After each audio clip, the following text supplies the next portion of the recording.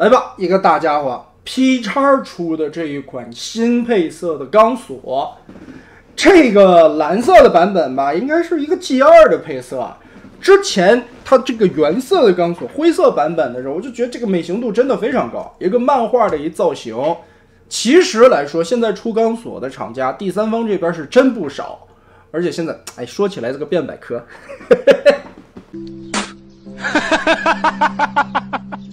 第3季我好像拖更很久了，一直在写机器恐龙。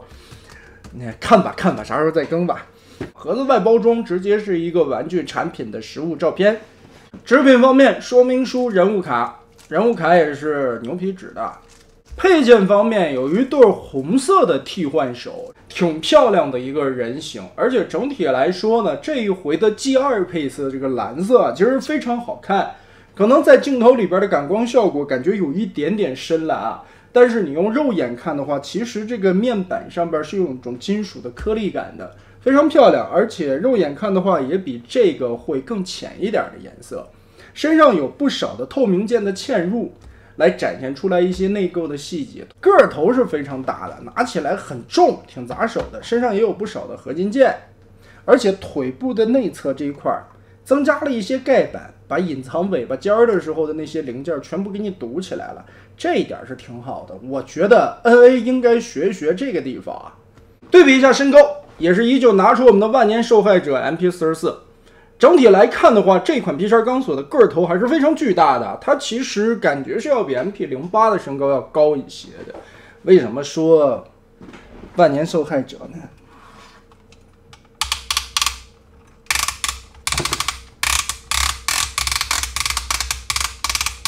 听听，咔，我不敢动。头雕做的还不错，挺细致的。腮部这个地方也有涂装和细节的勾勒，而且头上的这2个天线其实是可以动的。其实这个漫画钢索的脸呢，确实长得有点像柱子，还有点像猩猩队长。肩部的上方这里有金银色的涂装和一些细节的点缀刻画。胸口做了内嵌式的，外边是金色的透明件，里边也是有涂装的一些细节的勾勒。2个尖头的零件，这个在你开盒的时候需要自行安装一下。这2块是大合金铁疙瘩，安装的时候挺费劲的，因为要自己拧螺丝。胯部、脚丫子这些细节。武器方面，一把红色的透明大剑，铸得很好啊，里边没有什么气泡的这种感觉。一把大枪，然后咱们来看一下可动吧。首先头部是一个球形关节，左右歪头360度旋转都是可以的。挺紧。翅膀打开，肩膀这里齿轮关节很清脆，而且举得很稳。360度旋转，后边这里会被翅膀挡到一点，但是这里是明齿轮，嘎噔嘎噔的，撑的也是非常稳定的。有一个弯腰的关节，从这里看，这里边是铁疙瘩，弯腰弯的很大的幅度。胸口这里还有一个左右的摆动幅度关节，所以也可以做出一些更多的姿势。肩头这里我们可以看到2个轴，这2个轴就是可以把肩膀前后活动的一个关节了。腰部其实是可以360度旋转的，但是这个很紧，有点转不动了。可以扭，但是太紧了。裙甲撩开，前踢，齿轮关节，后踢，其实也能踢到挺大的幅度了。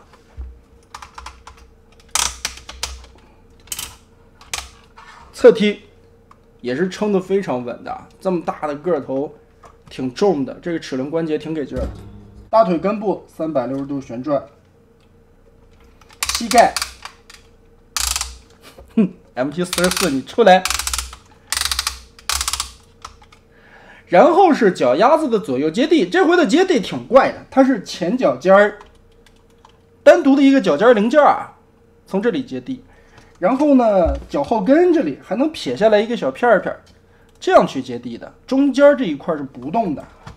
打开以后360度这里可以转，胳膊肘是2段齿轮关节，很脆。手腕左右有旋转，同时是一个全指可动的手。但是呢，这个变形很不舒服，尤其腿部这一块合并的时候挺绊手的。其实注意的东西挺多的，那么咱们直接准备开始来变个形吧。首先第一步还是先把拳头隐藏起来，旋转成这样，手指头冲内，我们把它缩进去，盖上。龙的脚趾头放下来，这里还有一个小的，拆开这后边所有的卡扣，后边有4个连接的卡扣。肩膀这里要进行一个磨盘的滑动，注意这个位置，有一个托肩的动作，从这个地方转一个半圆下来。另外一边也注意，这个地方挺不好转的，因为根部这里也是齿轮啊。把这个半圆弧滑下来就可以了。接着注意翅膀这里有2个小片儿，在不阻碍的情况下先打开它，然后看这个地方要翻出这个轴来，下边有一个球形关节，把这个左右的扣子对齐到面板里，把这儿插住，左右结合，然后在金色的下方这里还有2个钩子的扣啊，插在胸口前方。所以这里也算是一个多维度的锁定，咬死它。肩膀的这2个零件打开下方的卡扣，双段关节我们把它折起来，然后把这块大臂旋转180度，卡扣在 Z 字折叠，往上立，往高卡一截，让这个龙腿就长长了。后背这里看立起来，中间的这根棍子作为一个支撑点。裙甲的部位，把这里 Z 字折叠拉开，然后裙甲这里分了2层，我们把下方的 Z 字折叠拉开，再把一片落一片的这个 Z 字折叠拉开。主要看前方这里有2个卡扣，这个板子下方这里最后是要挂在这儿的，这块的卡扣结合这个洞。好，把这个3脚架先撑起来。首先这就是一个片片包出来的，但是呢它把你全包住了以后啊，至少不会露着那些东西。把这些卡扣都解锁开，这一片也解锁开，完全打开，1转2转叠上去，下方这里的片儿打开，往下折叠这2个角。好，腿空了吧？拆膝盖下方的卡扣，把根部这里拆松，然后再往里折叠。这个齿轮关节很紧，往里折，折出来很大的一个空当以后，龙头、龙尾巴从这里边直接倒腾到外边来，翻转到外侧。它这个地方可以看到有一个转轴，这是起到一个关键作用的。它让这个小腿啊可以来回前后的活动了。就我们先往前折，折到最前端这里顶住以后，后边的这块盖板就解锁开了，这里又出现了一个转轴，我们就用到了这里了。先把这些地方都收进去吧，贴合好，脚尖儿找好原身的空当，扣进去，脚后跟扣进去，然后嘿，往里旋转的时候注意，它这个地方还有一个斜转坡，也就是说转的过程中啊，这个滑道是跟着走的。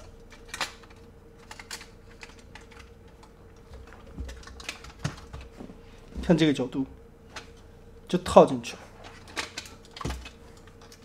然后再根据这个转轴的板子，把这块肚皮掏过来，放到这里。这条腿也是拆开卡扣，拆开盖板，拆开这里，板子2卷卷进去，这里打开，这2块折下来，脚尖儿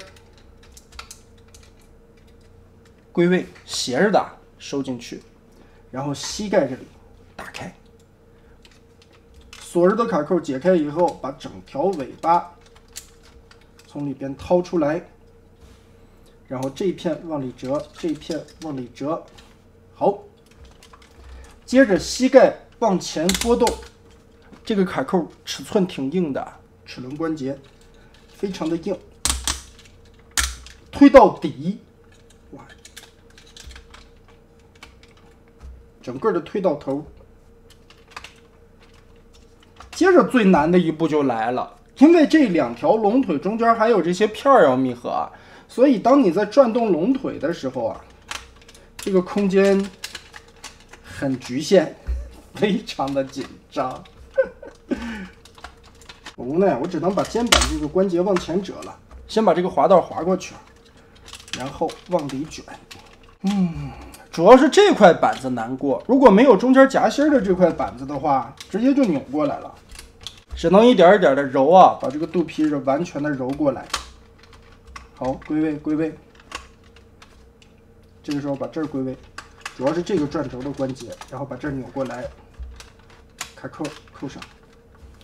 只要这个板子能扣住就行了，膝盖放下来。还有就是关键的，刚才咱们把那个膝盖位置的齿轮关节一定要折到位，把2条腿卡扣，完全的密合。哎，挂上了，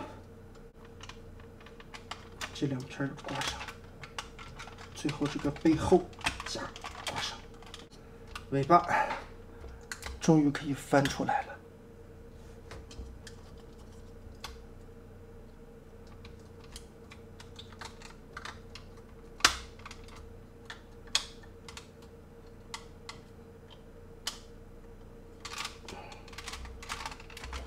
然后脑门这儿撬开，它里边是可以装电池的。这个电池是什么型号？好了，终于变形完成了。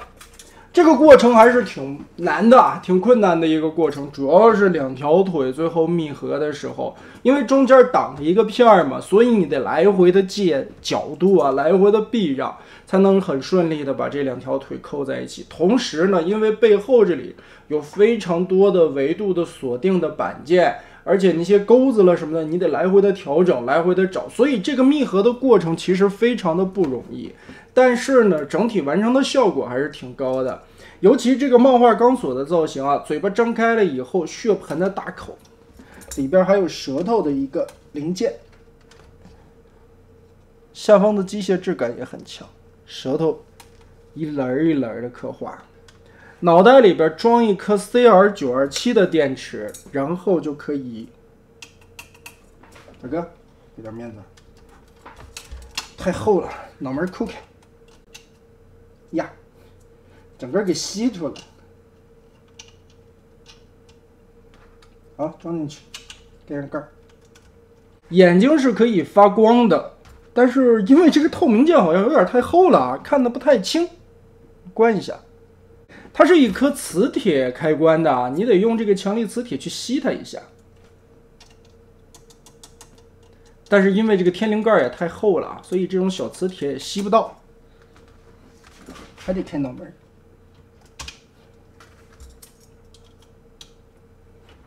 磁铁吸一下就关了，一吸又打开。脸颊两侧的这个是可以动的，脖子后边这里有这种装甲一样的鳞片啊，一层一层的刻画。脖子下方金色的这种管路纹理都很好看。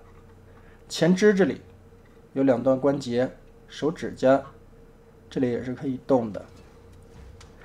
然后这是齿轮关节，外扩都是齿轮，这里也是齿轮，但是脚尖并不是啊，脚尖是轴。其实这个龙角左右也是有接地的，稍微可以撇一点的角度。大尾巴3段左右弯，上下其实也有多段的轴，所以这个龙尾巴的可动也挺好，这种感觉也挺好看。谁说非得擎天柱骑钢索？钢索骑钢索不也蛮好吗？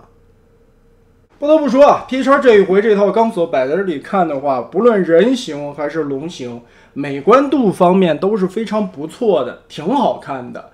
而且在各种细节的处理上边也是挺用心思的，料子还可以。我之前你看折腾了这么久吧，这个料子基本上还挺耐折腾的，而且板件给的很厚，身上的合金件给的也挺多。但是问题就出在依旧是设计的问题。